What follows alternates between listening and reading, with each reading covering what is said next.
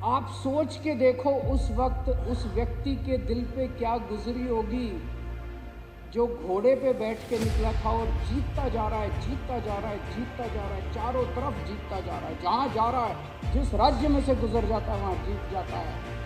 और उसका रथ दिल्ली वालों ने रोक दिया, उसका घोड़ा रोक दिया, वो लव और कुश ने दिल्ली वालों ने रोका, उनका घोड़ा दिल्ली वालों ने रोक दिया।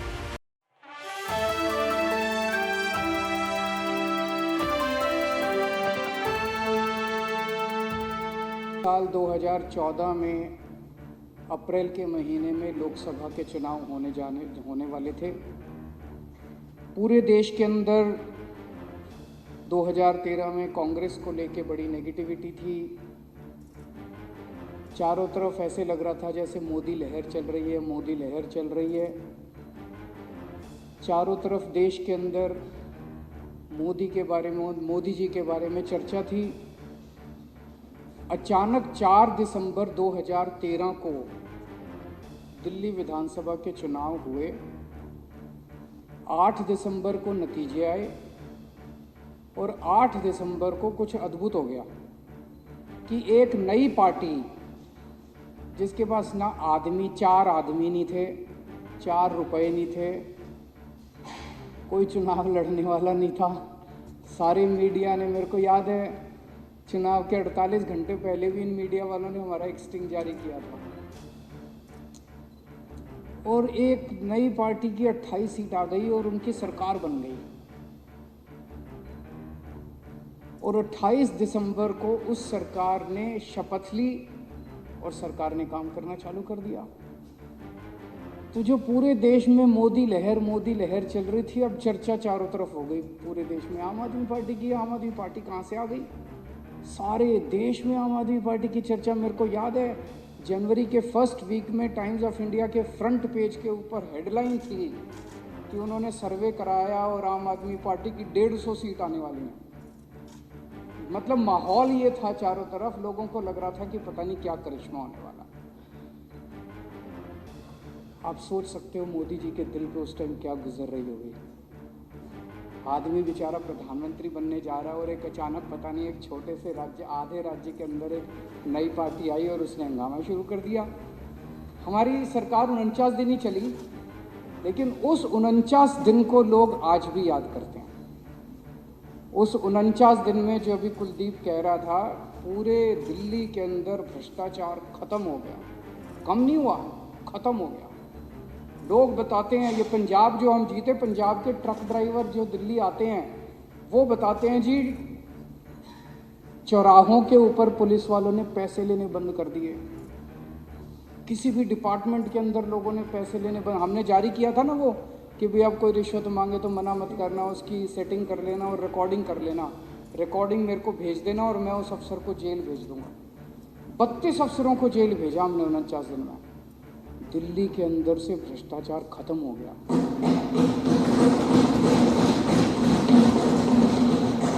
लोगों ने कभी ऐसी सरकार देखी नहीं थी और उसकी चर्चा पूरे देश में। उसके बाद कोई महिला सुरक्षा को लेके 2-3 केस आए, जब दिल्ली का मुख्यमंत्री सड़क के ऊपर जाके 2 या 3 दिन के लिए रात भर में वहां सोया था। पूरे देश का सारा मीडिया हमारी चर्चा कर रहा था। मोदी जी तो, उनको लगा यार ये क्या हो गया, अभी तक तो चर्चा उन्हीं की चल रही थी। दिल्ली के अंदर बिजली के रेट एकदम से आधे हो गए, दिल्ली के अंदर पानी मुफ्त हो गया। और उस वक्त जो इस देश का सबसे अमीर आदमी था उसके खिलाफ बाय नेम एफआईआर दर्ज करानी।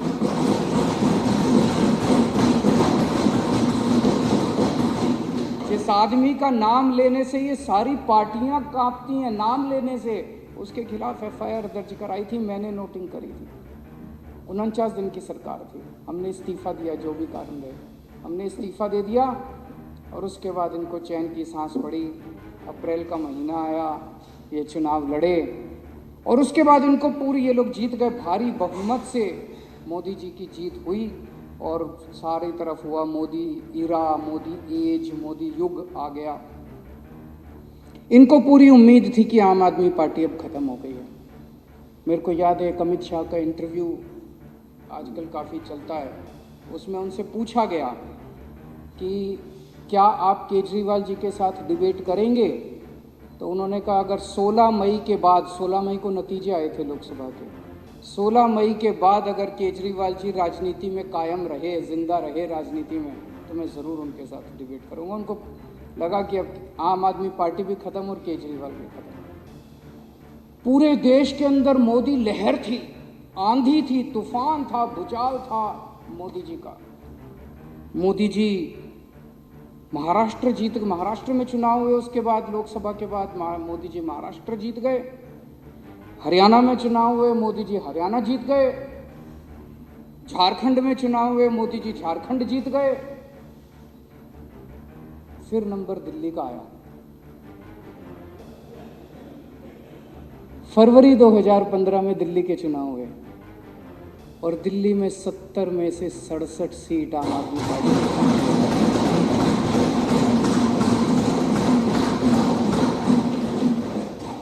3 सीट पे सिमट गई भारतीय जनता पार्टी। मोदी जी की पार्टी 3 सीट के ऊपर सिमट गई।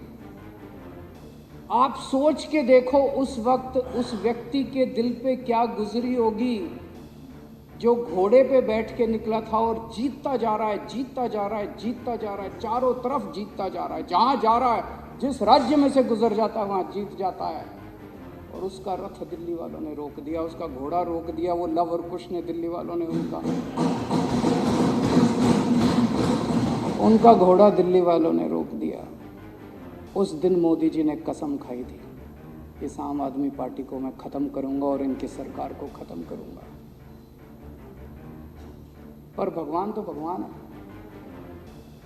भगवान ने कुछ और ही सोच रखी थी।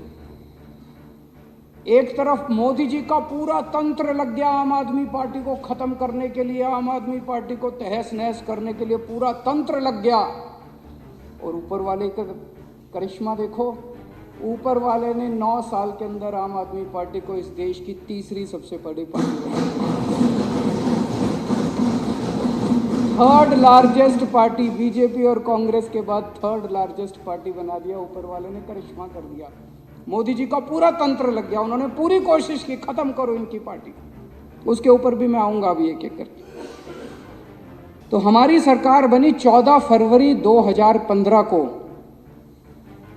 23 मई, फरवरी, मार्च, अप्रैल, मई, 3 महीने के अंदर प्रधानमंत्री जी ने एक आदेश पारित किया। MHA ने, केंद्र सरकार ने एक आदेश पारित किया कि अब दिल्ली सरकार का एंटी करप्शन ब्रांच और सर्विसेज के ऊपर कोई अधिकार नहीं रहेगा। केंद्र सरकार कैसे कर सकती है यार? संविधान में लिखा है ये हमारा है। कल को कह देंगे उड़ीसा सरकार का बिजली के ऊपर कोई अधिकार नहीं रहेगा। अरे बिजली स्टेट गवर्नमेंट का सब्जेक्ट है यार। कल को कह देंगे महाराष्ट्र का एजुकेशन के ऊपर कोई अधिकार नहीं रहेगा, एजुकेशन स्टेट सब्जेक्ट है यार।